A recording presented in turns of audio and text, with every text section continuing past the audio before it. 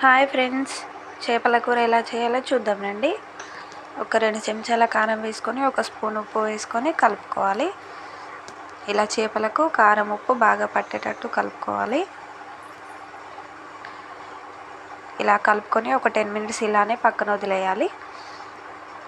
10 minutes తర్వాత ఇలా అవుతాయి. ఒక 3 పావుల ఆయిల్ పోసుకొని, ఆయిల్ వేడెక్కిన తర్వాత ఉల్లిగడ్డలు, బగారా ఆకు,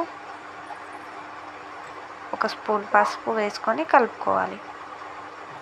ఇలా అయిన తర్వాత ఒక చెంచా అల్లం వేసుకొని ఇలా కలర్ వచ్చిన తర్వాత కలిపి పెట్టుకున్న చేపలను వేసుకొని ఒక 5 మినిట్స్ ఇలానే వదిలేయాలి. సిమ్లో పెట్టిన తర్వాత 5 మినిట్స్ తర్వాత ఇలా టర్న్ చేసుకొని చింతపండు ముందే నానబెట్టుకోవాలి. చింతపండు పోసుకొని చింతపండు మరిగిన తర్వాత ఒక స్పూన్ కుడకపొడి, ఒక స్పూన్ మసాలా వేసుకొని ఇలా కలుపుకొని దించేయడమే. Thank you friends.